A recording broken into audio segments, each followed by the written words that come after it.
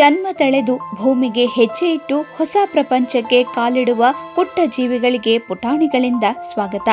ಬದುಕು ಕಟ್ಟಿಕೊಳ್ಳಲು ಕಳಿಸಿಕೊಡುವ ಸಂಭ್ರಮ. ಇದಕ್ಕೆ ಹಿರಿಯರು ಗಣ್ಯರೇ ಸಾಕ್ಷಿ. ಎಲ್ಲೆಡೆ ಹಬ್ಬದ ವಾತಾವರಣ. ಮಾನವನಿಂದ ಮುಗ್ಧ ಪ್ರಾಣಿಗಳ ಜೀವನಕ್ಕೆ ಸಹಕಾರ. ಇದು ಗಂಗೆ ಕೊಳ್ಳದ ಕಡಲ ತೀರದಲ್ಲಿ ಕಂಡುಬಂದ ದೃಶ್ಯ.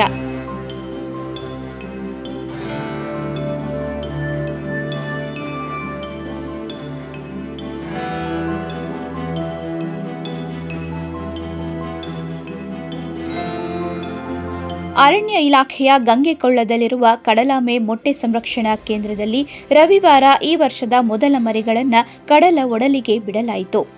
ಉಪ ಅರಣ್ಯ ಸಂರಕ್ಷಣಾಧಿಕಾರಿ ಯೋಗೇಶ್ ಸಿಕೆ ನೇತೃತ್ವದಲ್ಲಿ ನಡೆದ ಕಾರ್ಯಕ್ರಮದಲ್ಲಿ ಒಟ್ಟು 80 ಕಡಲಾಮೆ ಮರಿಗಳನ್ನು ಶಾಲಾ ವಿದ್ಯಾರ್ಥಿಗಳು, ಊರ ನಾಗರಿಕರು ಸಮುದ್ರಕ್ಕೆ ಬಿಟ್ಟರು.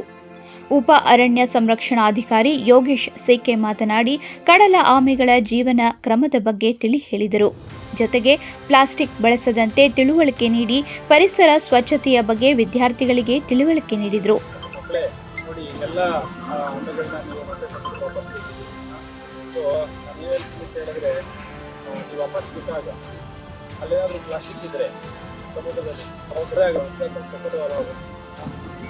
ಮೀನೆಲ್ಲ ಅದನ್ನ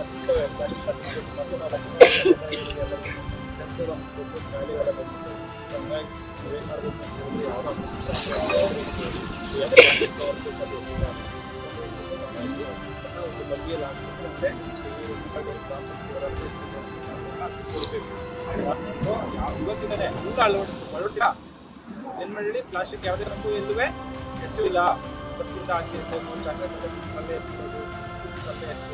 ಯಾವುದೇ ಕಾರಣಕ್ಕೂ ವಾಟರ್ ಬಾಟಲ್ ಯಾರೇ ಹೆಸರು ಕೂಡ ನೇರವಾಗಿ ಹೇಳ್ಬೇಕು, ಅವರು ಎಸಿಬೇಡಿ ಅದನ್ನ ತಗೊಂಡೋಗಿ ಮನೇಲಿ ಹಾಕಿ ಹಾಕ್ಬಿಟ್ಟು ತಗೊಂಡವ್ರಿಗೆ ಕೊಡಿ ಅಂತ ಹೇಳ್ತೀರಾ, ಹೇಳ್ಬೇಕು ಆಯ್ತಾ. ಪ್ರತಿ ವರ್ಷ ಡಿಸೆಂಬರ್ನಿಂದ ಮೇ ತಿಂಗಳವರೆಗೆ ಗೋಕರ್ಣದಿಂದ ಗಂಗಾವಳಿ ಕಡಲ ತೀರದವರೆಗೆ ಕಡಲಾಮೆಗಳು ದಡಕ್ಕೆ ಬಂದು ಮೊಟ್ಟೆ ಇಟ್ಟು ತೆರಳುತ್ತವೆ.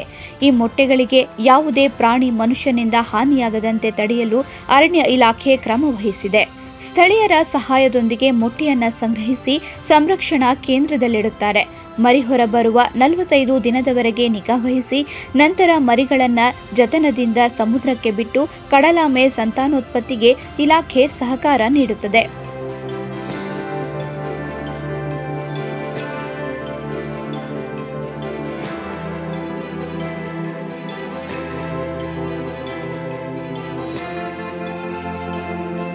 ಅದರಂತೆ ಈ ವರ್ಷ ಈವರೆಗೆ 50 ಗೂಡುಗಳು ದೊರೆತಿದ್ದು 4756 ಮೊಟ್ಟೆಗಳನ್ನು ಸಂರಕ್ಷಿಸಲಾಗಿದೆ. ಪ್ರಥಮ ಹಂತವಾಗಿ 80 ಮರಿಗಳು ಹೊರಬಂದಿದ್ದು ಕಡಲ ಜೀವ ಮೂಲವಾಸ ಸ್ಥಾನಕ್ಕೆ ಬೀಳ್ಕೊಡಲಾಯಿತು. ಈ ವೇಳೆ ಉಪವಲಯ ಅರಣ್ಯಾಧಿಕಾರಿ ರಾಘವೇಂದ್ರ ನಾಯ್ಕ, ಸಿಆರ್ ನಾಯ್ಕ, ಸಹಾಯಕ ಅರಣ್ಯ ಸಂರಕ್ಷಣಾಧಿಕಾರಿ ಕೃಷ್ಣಗೌಡ, ವಲಯ ಅರಣ್ಯಾಧಿಕಾರಿ ರಾಜು ನಾಯ್ಕ, ಗಂಗಾವಳಿ ಸರ್ಕಾರಿ ಶಾಲಾ ವಿದ್ಯಾರ್ಥಿಗಳು, ಊರ ನಾಗರಿಕರು ಉಪಸ್ಥಿತರಿದ್ದರು.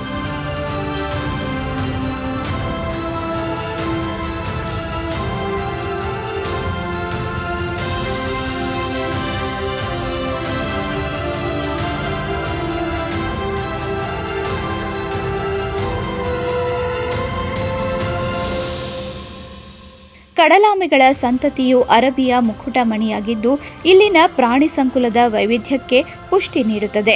ಅತಿ ಸೂಕ್ಷ್ಮವೂ ಹಾಗೆಯೇ ತ್ರಾಸದಾಯಕವೂ ಆದ ಆಮೆಯ ಮೊಟ್ಟೆಗಳ ಪೋಷಣೆಯ ಕೆಲಸವನ್ನ ಮಾಡಿ ಆಮೆ ಸಂತತಿಯನ್ನು ಪುಟ್ಟ ಮಕ್ಕಳ ಕೈಯಿಂದ ಬಿಡುಗಡೆಗೊಳಿಸಿದ ಅರಣ್ಯ ಇಲಾಖೆಯ ಕ್ರಮಕ್ಕೆ ಗೋಕರ್ಣದ ಎಲ್ಲೆಡೆ ಅಪಾರ ಮೆಚ್ಚುಗೆ ವ್ಯಕ್ತವಾಗಿದೆ.